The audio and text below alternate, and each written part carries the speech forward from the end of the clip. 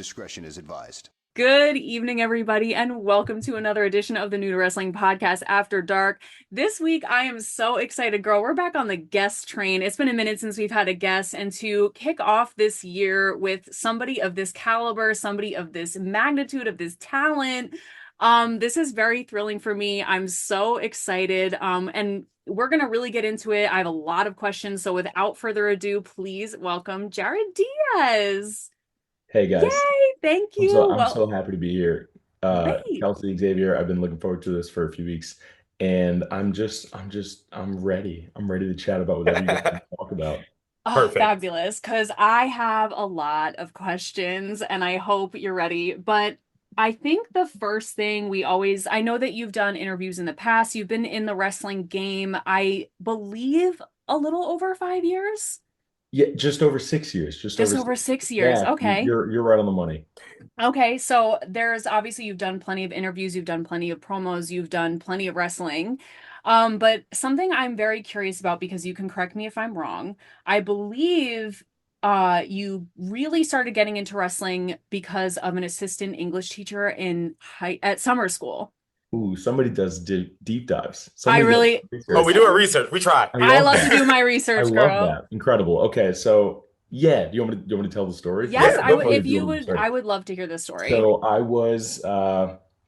was in summer school for English, which is stupid because I was a really solid English student.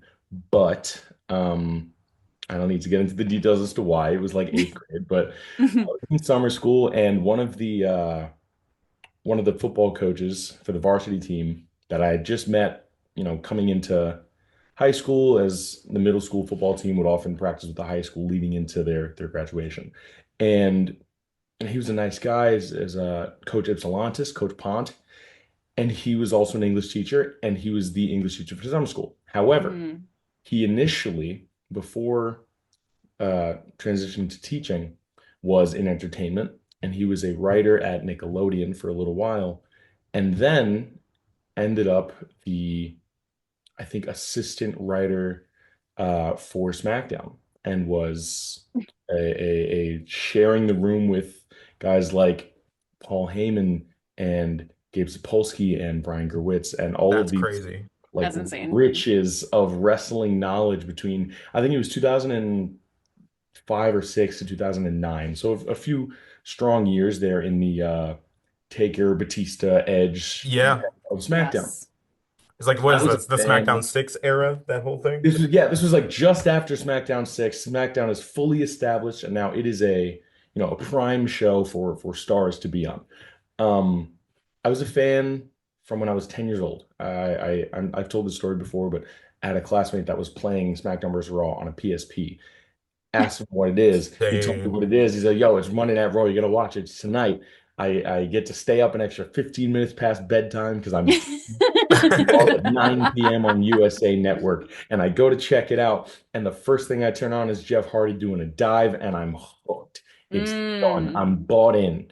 Um, Amen. but I stayed a fan. I stayed a fan from 10, 11, 12, 13. I'm now 13 years old, and I'm in summer school, and he asks me, he's like, "Hey, you're a wrestling fan, right? Check this out. Next week, I'll bring this USB from when I used to work at WWE." Which is I'm like, "Oh my God, what's in it? Like, what's on this USB?" He goes, Right. "I'll show you next week." So it was like Friday or Thursday. So I gotta wait till, Monday to come around, and he plugs in this USB into his computer. And it's just folders and folders of scripts, of full show rundowns, uh, oh my God. match cards, promo scripts, segment ideas, everything. That's crazy. And What a that was treasure the trove. first. It was amazing. It was like, oh, MVP gets in the ring.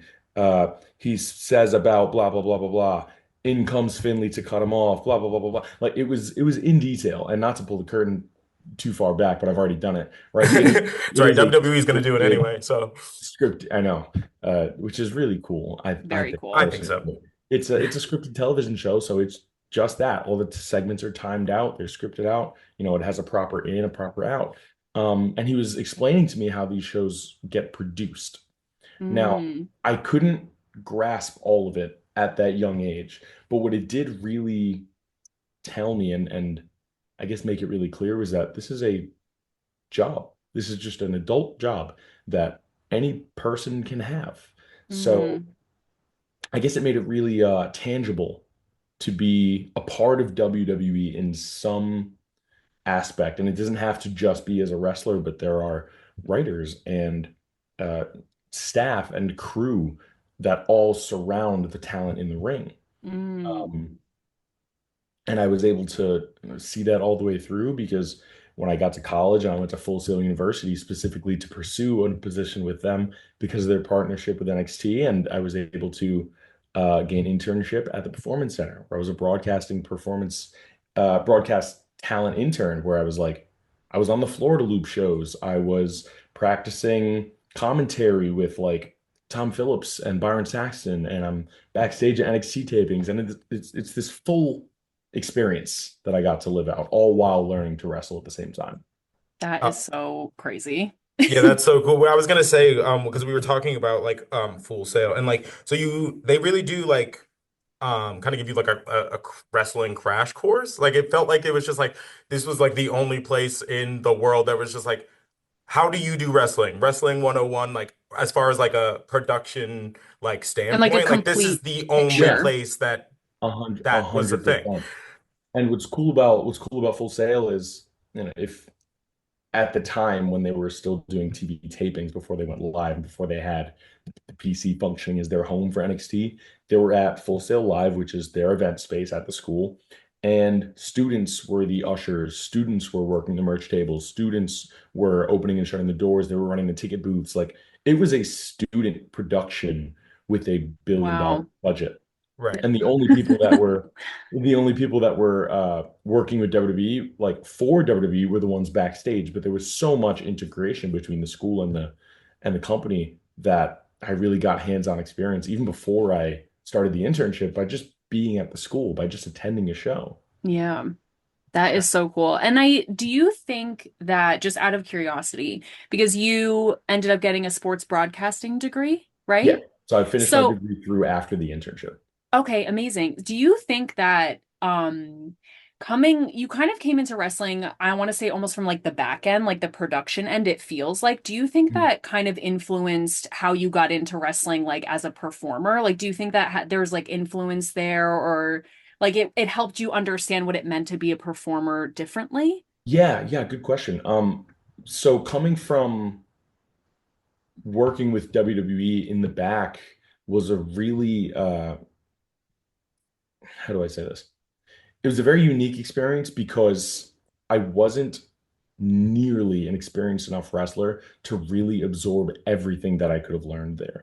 That's Mm, to no one's fault. I was only a year into training and had maybe just started having matches when I started the internship there. So I was still so young, I was still so green in my experience that like the wealth of knowledge that was there for me, I could only absorb 20, 30% of it. But even right. then, it helped me learn at double speed at wrestling school because at wrestling school, a lot of places don't teach wrestling for TV.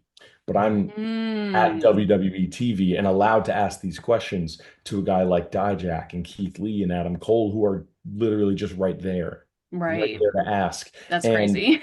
I wish I wish I got that internship now because I would know exactly what I needed to ask and exactly how to, up my Mm, game in that way. But the experience that I got on the back end, it definitely helped my development from an early stage, and it definitely helped me with what not to do and not make a lot of the mistakes that mm, a lot of early wrestlers, young indie wrestlers can make. Uh, mm. so yeah, like wrestling for television was part of my development, which you don't normally get. Yeah, wow. Yeah, that's Very cool. And interesting. that's very like interesting because in the way that like I've always described Kelsey to like or described wrestling to Kelsey is that it is kind of like the last like theater in the round like that exists. It is like 100%. 100%. and it's very cool to kind of see the inside of like because you spend a lot of time on the like independent circuit, does that like having that background, do you feel like that helped you like get ahead faster? Yeah, I was able to, I mean, I was able to have these experiences at big indies and even like AEW television. I would say from a place of inexperience. Like I was able to Mm, do certain things, not because I had tenure in independent wrestling, not because I had built this long resume, but because of the specific things that were on that resume. Um, I would say as well, my first job out of college with the sports broadcasting degree was again at WWE. I was editing for NXT UK. And I was crazy. able to work from Stanford in the desk. But even though UK was being produced on the other side of the world, was able to start building relationships with Jim Smallman, who is an NXT producer, and other talent at NXT UK whose content I was cutting and editing. And now I have those relationships now that help me get out to the UK and like Hmm. wrestle out there. But I'm also able to hit up an Axiom or an Mm, Aaliyah James and just say, hey, like, can you watch this? right. Tegan Knox is a friend, and I can say, hey, I had some thoughts on this. Would you mind giving me some feedback? And it's helpful because not everybody has those avenues. Not everybody has those, I don't say connections because it's not like they're getting me a job, but it's Right. just the ability to improve what I do based on where I want to be and not just trying to be better in the sense of being better, actually doing what they're looking for. Mm. And okay, so I have a follow-up question. So WWE now is doing like WWE ID and Evolve and where they're kind of like dipping their toe like into the independent scene and kind of like finding where they're gonna find people. Sure. Does um is what was that like kind of when that was like announced in in the indie scene, like what was the reaction to that, or at least where you were, like what was your reaction to Yeah, yeah, kind yeah. of the program, and is that something that's like a goal, or is that just something like it'll happen if it happens? Good question. Layered. Sorry. So no, it's okay. My experience with WWE scouting and with talent, basically personnel at WWE, Mm. you don't get what you're asked for. What you ask for, you get what they want to give you. And so for me Mm. to work backwards on your question, it's not a goal to be a part of the WWE ID program or necessarily to be in Evolve, but it is absolutely a goal to be on WWE's radar in a major way. I would say in my fortunate experience that I've had really quality relationships and conversations with guys like Gabe Sapolsky and other WWE talent and personnel. Um, but that's not one specific thing that I'm trying to get. Ultimately, I'm just trying to grow my career and my brand and continue to get better and bigger. Uh, and whatever opportunities come along the way, I'm happy to take them. My reaction to the program as a whole, I think it's excellent. I think it's fantastic. There are a lot of things about independent wrestling that I like and that are really beautiful, and that the independent wrestlers really work hard and should work hard to protect. Mm. And then there are things that WWE stepping in and just letting their presence be known on the independents is really beneficial to what we do. Right. Having a show like WWE ID tournament in Vegas feature non-ID talent like Bodie Young Prodigy, like Brittany Brooks, like Mm. it's really big. It's really big for the independent community, not just for those individuals, but for people who haven't seen their products for the first time, who are just WWE fans, but all of a sudden now WWE is dipping their toes in the independence. Okay, cool. We're gonna get some new eyes. Let's make sure that we're on our P's and Q's. Let's make sure that we dot our I's and cross our T's and make sure that like we give those new fans a new experience and bring them over. Mm. Yes. I I love think that.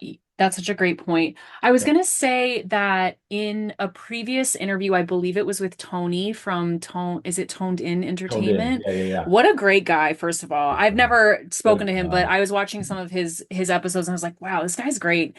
So shout out to Tony.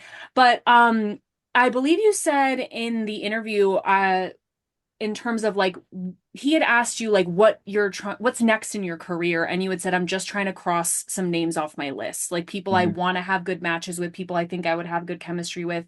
Yeah. Who are some of the names on your list that you're looking forward to crossing off, or is that still a goal of yours? I'm just So it's curious. definitely still a goal of mine because all I want to do, and I was just talking about this a couple of days ago, is that I want to wrestle people who I know I'm going to get better from, right? Like I don't want to step Mm, into the ring uh and then leave without getting at least 1% better. So wrestling mm, guys that I know are at that level or have been to the dance, that's a real, always permanent goal of mine. Um, a couple of names that I've been able to scratch off, which I'm super excited about. I wrestled Speedball Mike Bailey oh a little while back. I yeah. wrestled O'Shea Edwards in a one-on-one late, yeah, last year, which was fantastic. And I was so excited to do that, not just because he's a big, burly, experienced, strong, smart son of a bitch, but he's also like just one of the best people that I know and a guy that I love to travel with, whether it be Germany or England or whatever. I wrestled Tony Deppen a couple of days ago, which was really exciting. He's Wow. fantastic. Kelsey, if you haven't seen Tony Deppen's stuff, definitely go look it up. I will. I'm talking PWG, I'm talking international stuff. He is a Ring of Honor guy and absolutely excellent. LSG is another guy that I got to wrestle that is a Ring of Honor guy. Cheeseburger's another guy. Like there are these guys that I've looked up to along the indie journey who are also on that kind of on that same journey Yeah. that I'm chasing up the ladder. And then there are guys like Dijak, Mustafa Ali, Zilla Fatu, Matt Cardona, names that I want to get in the ring with. Flip Gordon is a friend, but he moved his damn self to Mexico, and I can't get him back Mm, up here to wrestle me. I hate when that happens. There's a lot of really good guys that I want to get in the ring with, that I want to learn from.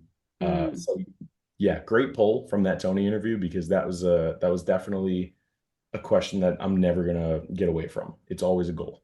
yeah, love that. And I think well, you also had said, just to like bring it into the fold, you'd also said you'd wrestled Robert Martyr in that interview, who we have interviewed previously. Yeah, my What a guy's in great Japan guy. right now, man. I know. I'm so happy for him. I know What a he's cool guy. killing it in Japan. I was on Twitter earlier and I was like, oh, there he goes. Look at him. There I'm he so proud goes. of him. That's awesome. Yeah, Yeah, and I love when those like little moments like worlds collide, because we were watching the matches that you had sent us, and I was like, "Oh my God, there's a match between him and Robert Martyr that is so cool." And I love yeah. like seeing the people come That's a together. dude that like I'm so proud of where he's at now.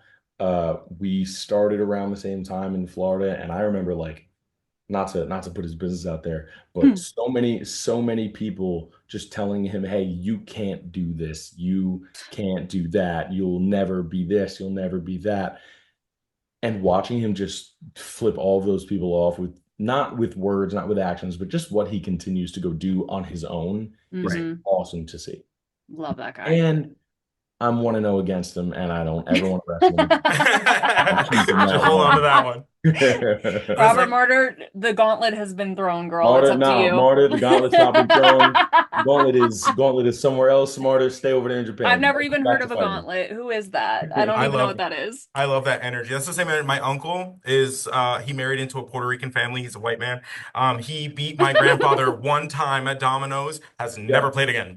Cool, and N- never again, Never and again. Never never again. again. Never again. I was like Oh my Dang. retired on God. top. A- And that's genius. Something else I wanted to ask, which kind of, or just something I want to say that I admire about how you perceive wrestling. You had said this also previously, is that you view wrestling like a variety show. And this kind of segues back into what we were talking about before, where it's like there's a whole, like wrestling as a whole is a lot of moving parts.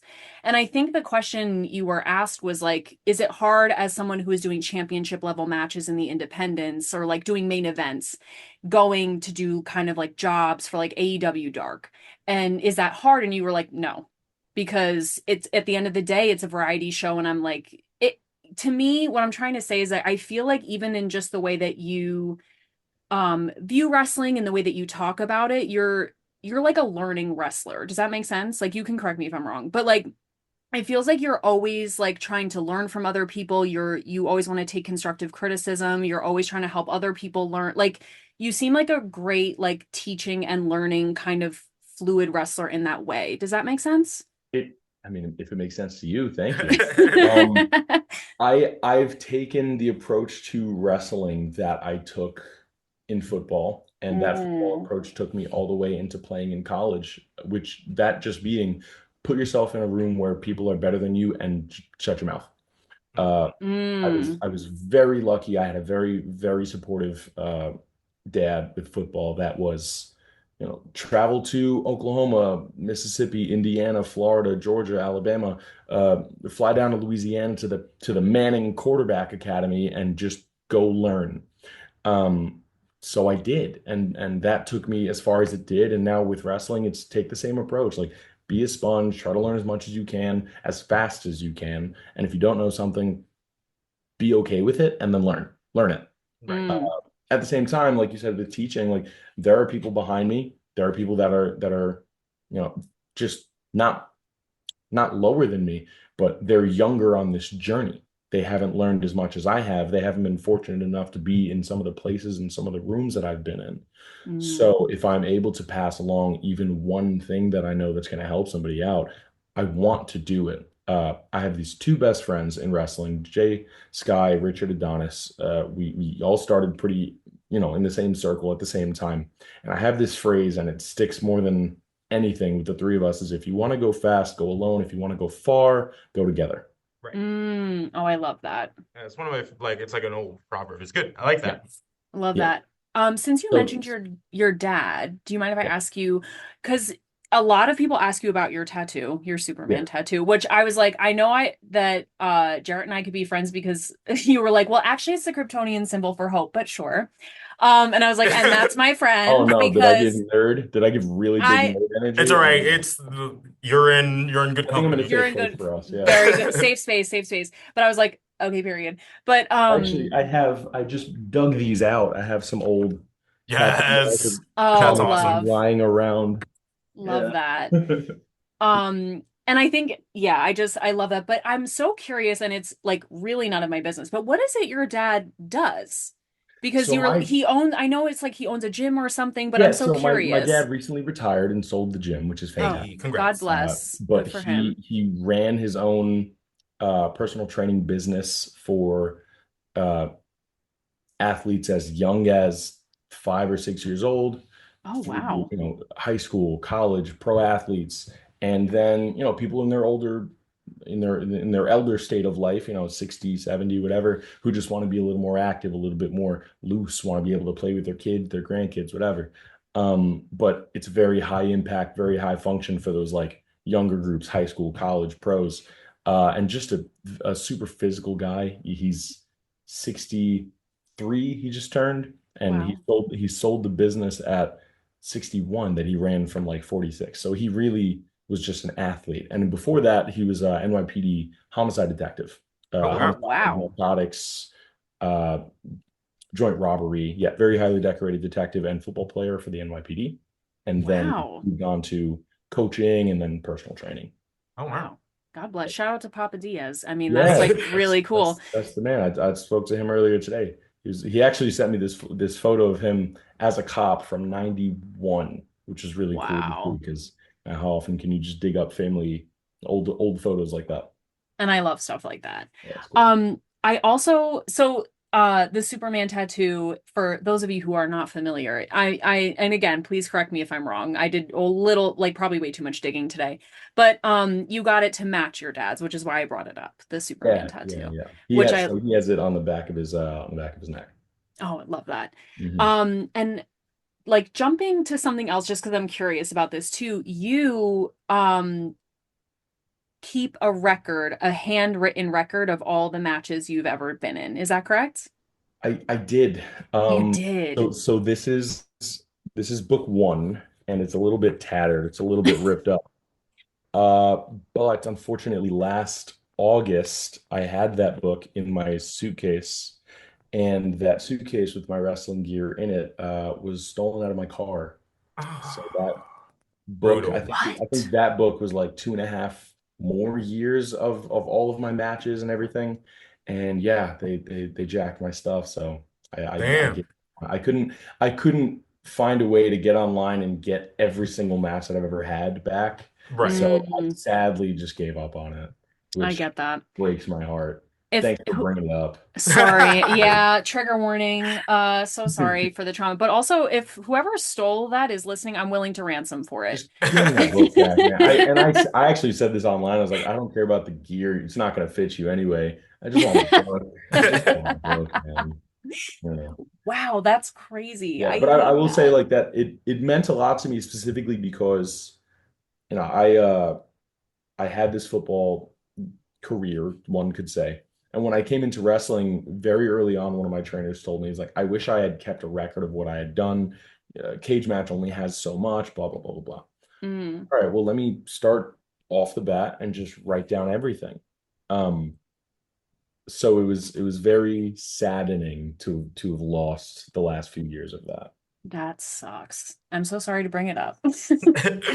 I I was forgive you because you th- did so much research. Thank you. Thank you. And then random question, how is your shooting star press coming along? I didn't even try it once. I didn't even That's try. amazing. No, I learned some other things. Okay. I practiced Period. some other things.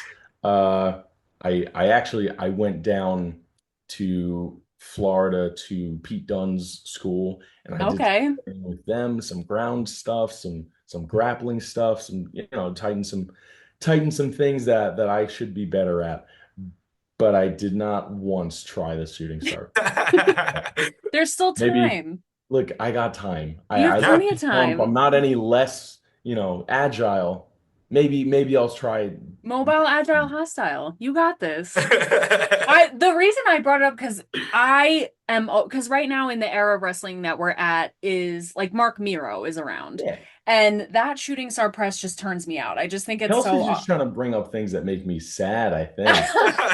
In I'm just trying to the hurt your book I don't feelings. have and the move I can't do. Oh my goodness. I'm really just trying to bring you Brutal, down. Kelsey, brutal. I'm I thought just this was a friendly interview. I am so sorry. Guess you better prepare as well as me next time. I'll tell you what. I'll tell you what. Uh, you recommend another move for me to learn, and I'll see what I can do. Ooh. On Yeah. the spot right now? I have No, to think take of your time. I'll see you guys in a Oh, couple of I'll weeks. tell you. Yeah, I'm gonna Yeah. think about this. Ooh, okay, challenge And she will accepted. be thinking about this. And that gauntlet I will pick up. Okay. Absolutely. Love that. Okay, my other sorry, Xavier, am I like No, steamrolling no, you're you? totally fine. You're Because I'm good. like ba ba da ba. No, So I knew this. I knew this. I know you. You're good. I'm okay. assuming you have some stuff loaded up whenever Oh yeah, she's. yeah, yeah. No, we're good. Yeah, I'm more that's of the. cool. We'll talk about the matches. That's Yeah, cool. no, I'm about like all the Kelsey wants to tea. know the character, the person. I love Correct. I that. do. I That's cool. do. You get That's cool. the full circle The here. full picture. And that's why we're a great team. But I also you had Agreed. said that Cody Rhodes was inspiration for you Yeah. previously. And I think that it's really interesting because in a lot of like promos and a lot of interviews, you like because also right now you're the face of the franchise, right? Like that is your monkey or like that's your thing. Mhm. Um, and you say a lot about like wanting to be the guy. Like I want to be the guy in for an organization. And I'm just wondering what being the guy in an organization means to you. Like what does that mean? Yeah, absolutely. I like to think that the face of the franchise is more than a moniker or a nickname, and it's really something that I try to embody. So, doing this, for example, right, being sent out for media, doing podcasts, meet and greets, charity events, community events, all of which I've done for various companies along the way. Uh, I can just name one off the bat. Like We Are Wrestling is my one of my favorite promotions to ever work for, and it has nothing to do with, has a little to do with the matches, but more than anything, it has to do with my relationship with that promoter and his willingness to trust that I can represent his company. So going to the art events at the elementary schools here in the Bronx, doing the interviews, representing the company, representing the championship that I'm gunning for against Dan Maff over and over again. Like I may not have the title, but I'm wanting to put the company on my back and wear the shirt in England and do the promo and effectively whatever the company needs at that moment, I want to be that first call. And I think that's important to me because I did grow up a quarterback, and I do feel like a leader. And aside from that, my biggest example, as I brought him up earlier, my dad, who was a pillar in his community and a police officer and the captain of that football team with the police team, and like the guy they put up front and center for the post 9/11 football game because he was the face of that organization. And that's something that I want to carry, and it's something that I take very seriously. So as I continue to like pursue higher and more prominent independent companies, it doesn't weigh lightly on me that the smaller ones that I've wrestled for start to look at me like that person even a little bit. Wow, Gotcha. I love that. That's awesome. And the reason I brought up Cody Rhodes also is because we were just talking about this in our regular show where it's like, he is so good in the chase, because I was very upset that he lost to John Cena at WrestleMania. Very upsetting for But me. I love Cody in the chase. I like Cody doing his thing. I like him, like his back's against the wall. He's pissed off about something and he's just gonna let loose. I love the chase. Can I just say that I agree with both of you? Thank you. I think both of those standpoints have validity. I grew up a John Cena fanatic. I stood in line at the GNC in Manhattan when I was 9 to go meet the guy. Wow. And I flew 2 hours and change to Georgia to do a Cody Rhodes seminar before I was even fully trained. Like, wow. I ride for them both. But if I'm giving my personal opinion, Cody on the chase, there's nobody better. Right now, there's nobody better. Yeah, it's so true. And so one of the matches you sent us was your hometown match. Oh yeah. And spoiler alert, you do not come out on top. But I was like, I feel like there is that energy that you have, like just watching, your matches and listening to your promos and stuff. I was like, I feel like you have that same energy of like being good in the chase. It's like I lost in my hometown, but like I'm going to just keep coming back. That's her way of saying she was happy to see me lose. No, no, how dare you? Although I will say what a great heel he is. God. Oh yeah, my absolute demon. Been hurting my soul. And also we are from New Jersey. So I was like, oh no. I was like, this can't you guys. I was like, this cannot be our representative. Like we have to figure this out. What's great about Dan Maff is that he is every bit of the badass that people fear in the ring. He is strong, he is tough, he's grizzled in a way, because he has been around for such a long time, but he hasn't really lost a step. He's only gotten just rougher. I feel like his last role was the Revenant. He was the bear. Like that's literally what I feel like the last time I saw him. Which is funny because where we're at in the show, like Vader's still around. I like in my Kelsey compared him to like watching Vader, and that like. Are you watching wrestling chronologically? Yes. Yeah. We're watching Monday Night Raw chronologically. That's insane. Dude, not I know. because it's like not good, but that's it's a lot. It's a massive undertaking. Yeah. It certainly is. Yeah, and then we also cover like Evolve. We started covering because it just came out, and then we do this show, which is interviews, and we watch documentaries. This is my bread and butter. Dove in. Oh yeah. Yeah, we really full 2 feet and the rest of the body too, which is still right into the deep end. But yeah, I mean, I was saying like watching that match is like I feel like he's one of those like where he's not going to intentionally hurt you, but you feel those bumps like when he is. Yeah. He's I will share this, and again, not to pull the curtain back too far. Right. But after the match, I get to the back, and not 2 minutes later, my mother comes bursting through the door, looking not to see if I was okay, looking for Dan Maff. Oh my! And that's my girl. Because because I know that she energy. I love that gets energy. she gets what wrestling is. Like she Right. gets what I do, and she still did not trust that I was okay. She was looking for that man. She She was was looking like, for a scalp, is what she was looking for. That's oh, and amazing. I bet she could take him. My, I will say this: I've never seen Dan Maff apologize to anybody except my mother. I Oh love my, that. I love that. Is she still like a little fearful of you in the ring Oh when yeah, she she watches watches? through her hands Mm. Oh. almost at all times. Short story, my grandmother, whose own mother was a huge wrestling fan. My great grandmother used to watch wrestling in Puerto Rico all the time and do exactly what she was supposed to do. Cheer the good guys, boo the bad guys without fail. Hmm. So my grandmother, when she was younger, used to watch with her sometimes, and she transitioned more into like boxing. My grandmother loves boxing, but we'll Wow. watch that between her fingers. But my mom, same as her mother, would watch wrestling with her grandmother, my great grandmother, and she hated it because it was violent, it was grimy, it was just men throwing each other around. Hmm. She would love it if I just started playing piano instead. Just stop with this. Anything else?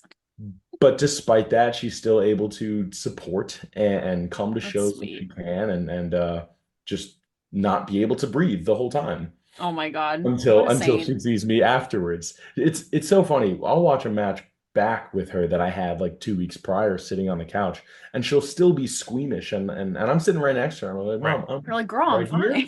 I'm here. I'm good. I got this little bruise and I'm good. That's And Oh she my amazing. just God. is halfway to a heart attack.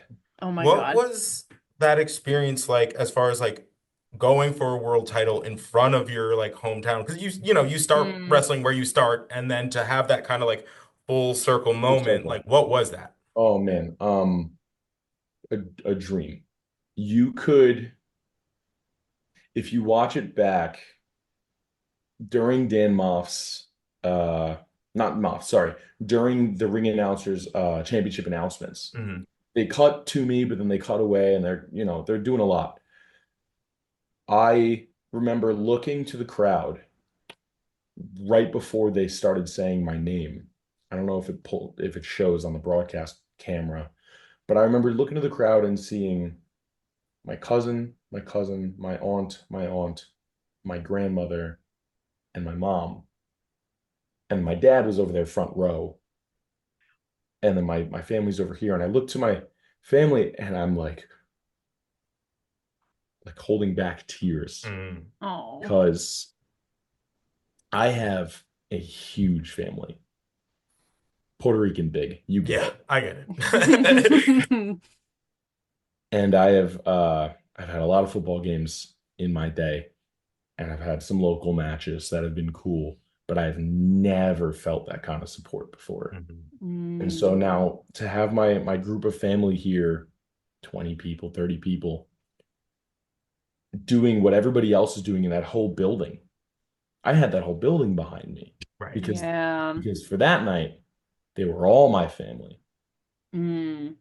Tears, goosebumps, all of the Oh. above.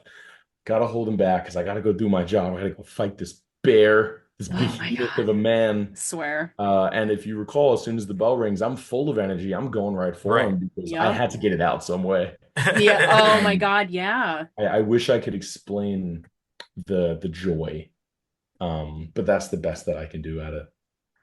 That's amazing. That Yeah. it's cool, and it's very because again, I understand the Puerto Rican family thing. It is very like it takes a village. So when like one of the village you like has the opportunity to like really shine, like some way somehow they show up. They show up, Yeah, and like it is. yeah, And that in and of itself is like a full circle moment because you're just like they're there 100%. like, with the little supports all the way. The you know Mhm. the nice comment that's like, okay, I can do this another day.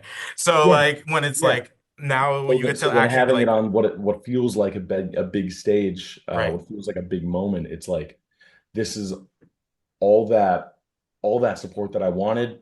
It's right there. It's right there Mhm. for me. I love Right. that. And you Uh, got to be a face in that, obviously. And So, I love being a baby face at home because I hate trying to turn the crowd that I know doesn't want to root. Like it's different when I'm in like Maryland and they're cheering for me because I did a cool move. I can be a dick and they'll know what I'm Right. doing. Yeah, yeah. But at home, I don't want to be anything but just loving. I just don't I don't want to make my people hate me. They're my people. Of Right. And they don't want course. to hate me. Right. And I love that. Thank God. I Yeah. want to It ask should be where about it's like really the opposite. what's the psychology of like going into somebody like a match against like Dan Maff versus going into some like against somebody who's kind of like Rich Swann, where you guys are kind of more on the same like wavelength athletically versus like Sure, going sure, into sure. somebody where you're like, I'm gonna have to throw myself against this wall for like 10 minutes. Yeah, yeah, yeah, yeah. So physically it's more demanding to have that moth match because I know that not only am I exerting myself, but I also have to take this damage, right? So like Mm, psychologically, it's like, all right, like I have to pace myself, I have to pick my moments to really show or to really sell or to really this or to really that, because I know that that's going to be grueling in a very physical way. The Swan match, albeit a little bit shorter than the Moth match, um, was more mentally demanding because I I keep saying it, but I'm gonna pull the curtain back again. What Swan was doing what we call a double shot that day, which means that he wrestled somewhere else and then got in the car and came to wrestle me. oh my God. So he had wrestled like an hour away, and then shot over and wrestled me in the main event at CCW. We're not in the same building, which means we don't have anything planned. We don't have anything called. And he gets there 20 minutes before we're about to go on. So it's mentally demanding because I had put together a little structure while he was away so that because I had the time. But then Mm. he comes in, all right, I'm going to change this. I'm going to add this. I'm going to add this. I'm going to change this. I'm going to take this away. I'm going to throw this in. Then we're going to do this, and this. And I got to take that all the way into the ring in 10 minutes. Right. That's the demanding part. Physically, it's just having the cardio, it's being in shape. To wrestle a guy like Swan, I'm not going to say it doesn't hurt because it all hurts, but it's pretty obvious here who hurts more Right. between Dan Maff and Swan, right? Not trying to call Swan a bitch or Of nothing, course, of but course. it's Dan Maff. So Right. the difference really is the psychological weight of like all of the spots and all of the moments and how much we had to do with very little to prep and little time to really commit it to memory. And do you That's find those, sorry, Kelsey, do you no, find go ahead. those instances are like where the learning happens the most, like for Yeah, you? Like, a hundred, gotcha. 100%. Wrestling a guy like Swan is such a learning experience. Like I learned putting the match together with Moff, but we had as much time as we needed to put that together. Putting Mm, stuff together with Swan doesn't give me a chance to ask why or to overthink until after the fact, which puts me mm, in a spot where like, all right, I'm just going to be in the moment. And sometimes being in the moment is exactly what you need to be doing in wrestling. It's like if you have something planned and the crowd's not here for it, if they're not ready for it, you don't rush to do it anyway. You give them a moment, you pat, build mm. a little bit, and Hmm. now they're ready. Let's go do the thing. And Wow. that way it pays off better. Uh, so again, not having all of this time to plan and overthink and overcomplicate. We have this saying in wrestling, it's like, who makes wrestling hard? It's the wrestlers. Because with all this time to Mm, overthink and overdo, instead of just sometimes just being in the moment, feeling it. Right. And wow. and then when we're ready, we'll get along to what we have planned. That That's is awesome. crazy. As someone who is new to wrestling, that was like the biggest thing that like probably the biggest shock for me was like there's a lot of it is improvised. I was like, Yeah. what? I I was was like, like, Yeah. You build in improvised. these gaps to just breathe and to just listen. It is like to me the most insane athletic mental kind of sport like I just cannot eat like the storytelling you have to do with body language, with moves, with like very little verbal cues, and it's mostly improvised even though you know the outcome. It is like the most insane thing to me. Like I'm like I are you guys aware? Like I know like the wrestlers I'm like, I know the wrestlers, like to them, this is just like, yeah, we improvise, we feel This it is what we out. do. Yeah. It's crazy to me. and in the best way, like Yeah. respectfully. I cannot even fathom it. Thank you. I mean, on behalf of wrestlers as a whole, I think what we don't acknowledge is like how limited this skill set is replicated outside of wrestling. What Mm, we have to do as athletes, actors, stunt folks, improvisers, storytellers, all the above. yes. Uh, how many positions can you be in life where you have to exercise all of these skills at once and you get one take to do it? Right. Um, My gosh, Right. it's so Interestingly crazy. enough, I had this Insane. match on Sunday against Tony Deppen, who, like I said, is awesome. And we had 12, and we only called the back five. So the first half of the match was just going. And here's something, I don't know if you're familiar, Kelsey, you might be, Xavier, but typically, traditionally, the heel will pace the match, control the match. Yes. So there you go. So in this position where Tony is the babyface and I'm the heel, but Tony's been wrestling for 17 years, 18 years, and I've Wow. been wrestling for 6. So now I'm in a position where, like, all right, I'm gonna defer to him, but I still have to lead the way, while also listening to the crowd. So it's this little juggling act that I'm doing where it's like, all right, I know what he has planned for his moment of shine, but we have no idea when we're going to go there. We're just going to wrestle. We're just going to do some stuff, and we're going to feel. It's my job to feel when they're ready to give him the go ahead to do the thing to me that we planned in the back. So it's all of these different elements of storytelling. You know, the reactive, the proactive, and the active, I guess. Crazy. And it's funny you mentioned that because we had just watched the WrestleMania 9 documentary on Peacock, which the name is Sure. escaping Oh, me. becoming a I spectacle. can't Becoming a wait to Spectacle. see it. I got to Yeah. check it out. And not to spoil it, but there's one part where Lex Luger talks about his match Wait, does with Hogan win? Thanks. and also don't bring that man up. Don't bring that Hogan's man in up. every match. Yeah, apparently. Got it. I'm very sensitive about what happened with Hulk Hogan and Yokozuna. God rest his Okay. soul. And So I don't want sorry. to. Don't you bring Hulk? No, I'm just kidding. It's your first watch. I'm so sorry. It's fine. Whatever. I forgive you. So, and now we're even. But Lex Luger talks about his match with Mr. Perfect and how he was saying, I learned a very valuable lesson that day because Mr. Perfect was supposed to be the person like leading the match. And he just had a moment where he completely blacked out and forgot what they were doing. And Lex Luger was like, I wasn't prepared to take the lead in that way because I was deferring to him. He had been wrestling longer. Like it was supposed to be him. And I just had to kind of like, we had to work through it and there were some sloppy parts or whatever he was, but I learned a very valuable lesson that day to like, I always have to be Prepared. prepared to lead, even though I'm not meant to. Like, just do you feel the 100%. same way? That's exactly the position that I was in with Deppen the other day. Right. If I'm and not for nothing, it was the position I was in with Swann as well in that match where we only had about 20. Like Yeah. we would called stuff more meticulously. We didn't put ourselves in a position where we had to improv. But even still, as a less experienced heel, Rich Swann was a cruiserweight champion of the world in WWE. He was TNA. He had just come off being the TNA world champion, and now Insane. he's trusting me to lead this 15, 20-minute title match between him and I. Why? I don't know, but that was my job, so I did the job. Love So that. the thing with Deppen where we didn't call anything and we just left a lot of room, it's like, all right, like that's a lot of pressure, but it's also the kind of pressure that I want, right? If I want to be the face of the franchise in reality and not just let it be a gimmick, then I have to know that every wrestler that gets in the ring can trust that I know what I'm doing and be able to do it.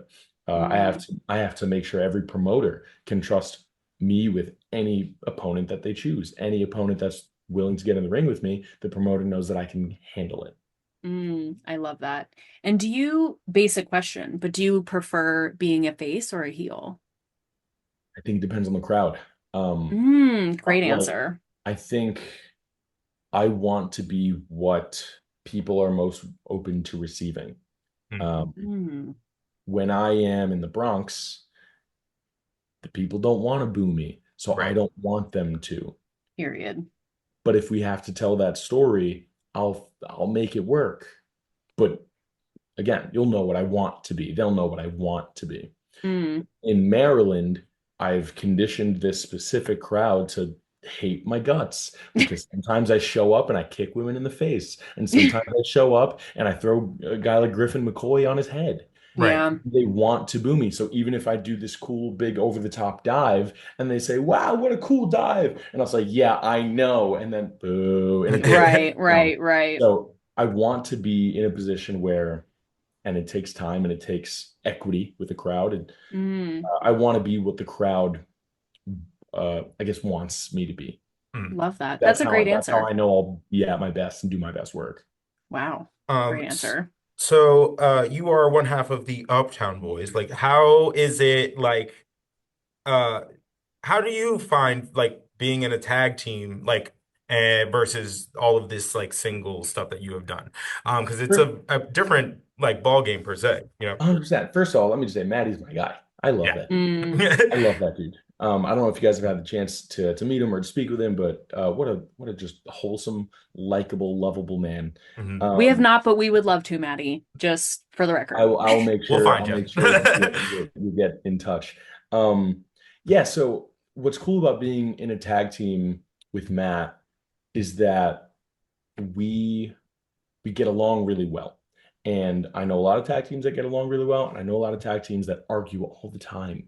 Mm. Sometimes it reflects in their work on either way, and sometimes it doesn't, and they can do their job regardless of how they feel about each other, right? Um, my I guess psychological approach to tag team wrestling, it's still in development. Admittedly, I'm not a tag team wrestler. I'm not an experienced tag team wrestler. Matt and I have technically been tagging for 3 years, but we've only had maybe 9 or 8 tag matches together. Because as you said, my single stuff is my priority. It's a lot of my pursuit. But when tag team opportunities come around and me and Matt do the thing, or even if I'm tagging with Jay or Rich doing the Rapture thing, it's just not my wheelhouse. So oftentimes I will, defer to the tag team that we're wrestling against, or defer to, or at least not bump heads. Try to collect with Matt beforehand so that we have an approach that is like unified going Mm. in. I just had a conversation with him earlier. We have 2 tag matches back to back, actually, the 17th and the 25th. And so we got to cut these promos. So he texts me, he's like, oh, here's an idea for a promo, whatever. I'm like, all right, cool. I'll write this one, you write that one. We'll get together and we'll go for it. And then when we get together, we'll also start thinking of some ideas that we want to put into those matches. Mm. Because it doesn't come as naturally to me. Interesting. And do you find that, and I know this is a question I feel like posed to a lot of wrestlers in the independents right now, and it's their relationship with social media. Like, do you feel, I mean, I feel like it's an obvious answer, but like the way that social media has influenced how wrestlers are able to promote themselves, like what are your thoughts and feelings about that?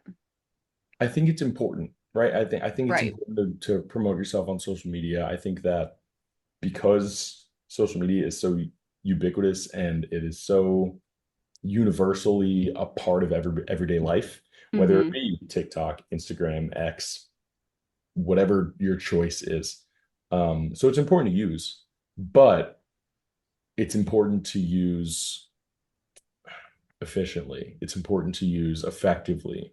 Mm. So you're never going to see me hopping on any promotion, any platform and like start trashing somebody or Mm. start trashing a promotion or whatever. Mm. Uh, you want to conduct yourself professionally. You want to make sure that you present yourself not necessarily in gimmick or in character, but like aligned with who you want to be perceived as. Right. Mm. Um, Yeah. I will say, and this isn't something that I do often, but I am I like to be very politically educated and Mhm. politically involved as best I can. So, when I see something that is atrocious to me or something that I perceive as just straight up evil, it's hard for me to keep my mouth shut, but I want to Right. be specific on how I speak on that and not just start spouting off, because there is a Mm, difference Right. between standing up for something, speaking on something versus ranting. Right. it's a great point. And I think more wrestlers might, need a little bit of help on finding that difference. The line. Yeah. Yeah, especially I think because if we're talking about pulling back the curtain, and I feel like wrestling, the name of the game, is always changing, especially like the way, now they're doing a lot of behind the scenes stuff. Like we're gonna get a writer's room show, which is Yeah. crazy. But I feel like social media, there's like such a line, and I wouldn't know because I'm not a wrestler and I probably never will be. Definitely never will be. But I feel like there is such a line you kind of have to play where it's like, yes, we know that there is a predetermined outcome, or, there's going to be certain things that take place, but also like there is still an element of this is entertainment. So you don't want things to be spoiled or like it quite to be, I don't want to say ruined for people because that feels very intense, but I feel like there is a line you kind of have to play with. For sure. And you don't want to go and spout off every opinion that you have, and whether it be alienate a certain fan base or insult your fellow workers or other promoters or other like ruin opportunities that you might have for you. Like you don't want to do any of that on social media, but that doesn't completely embargo you from being a real person and being a full Right. person.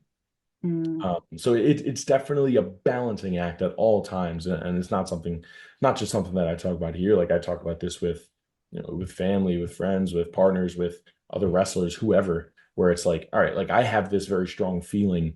Do I have to express it publicly? Yes or no? And then if I do feel like I absolutely have to express this publicly, how do I say it? How do I communicate it in a way that doesn't uh reflect negatively on my character? Not character in Mm. wrestling, but my personal character. Yes. Right. Yeah. Totally. Wow, crazy. All right.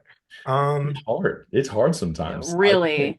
People make mistakes. I've made mistakes. It's not easy to be uh always making the right decision, whether it be on social media or otherwise, but you just try to keep your head on straight. You try not to get uh let all of the distractions take control. And yeah, I guess just try to conduct yourself decently online. Yeah. I Hey mean, man, PSA for we're everyone. I was just gonna say that is like a blanket That's a statement PSA for everybody. Just for try to be everybody, decent. who regardless. But oh God, like I really just think it is the craziest thing. Like you have so many things to worry about as a wrestler, like your physical body, like your interaction with other people, and then now also on top of that, you have social media, you have like all these other organizations. It is so It's a insane to lot of me. juggling, right? And then pursuing opportunities for yourself because you're your own agent slash manager, but you're also Right. your travel agent. You're also oftentimes your gear designer, which means you have to go find a gear maker to make your stuff, but you got to get on the same page. You're your own personal trainer, your own dietitian, unless you can afford those things, which good for you if you can. Right. It's a lot of and then on top of all of that, you're the performer, and behind all of that, you're a person with personal issues, personal life, job, relationships. Right. It's a lot of hats to wear, it's a lot of spinning plates, but the people who can manage all of that are the ones who succeed in this. And so all you can Mhm. do is just try to do your best. Love Love that. that. So on that note, what shows you have coming up? I know I'm going to talk about a little bit more about the anniversary 8. Where can the people find you uh online? Let's plug, man. Yeah. Um, House of Glory is in Chicago this coming weekend, May 9th. You can see me there. Uh, what I got? Loud East Wrestling in Rockaway Beach, May 17th. You've got Shadow Wrestling Alliance and the Bree Combination Wrestling Combo on May 25th. 25th? You guys Yes. know, right? Yeah, that's the 25th. Yes. one. 25th? Yes, Matt and I have the tag team gauntlet match. That'll be cool. I've got Puerto Rican Weekend with House of Glory coming up June 7th. I I just I just came across that. I was like, that should be fun. Okay, so you are going to show up then, is what I'm hearing. I'm definitely looking into it now. I actually like saved the information. I was going to send it to Kelsey. You and amen. And Fantastic. is this the second one they're doing or This is the second ever show. I was on the first one. That was where I made my House of Glory debut, and I'm very excited to be back now as a functional member of that roster. So love that. very cool. Very And exciting. that's the most pressing stuff I have coming up, most prevalent in the next few weeks. And you can find me on Instagram and X at the Jarett Diaz. All right. Well, Well, thank you thank you. so much for coming on the show. This was like such an honor. We are so grateful. I mean, you are so talented. You're so well spoken. You're so genuine, just nice and wonderful. And we are so, Can I so keep you? grateful. Can I just You have you certainly in my may. back pocket and just tell me Why do things you think I've been about friends me? with her for like 10 plus years? Like, I like you both. I'm keeping both of you.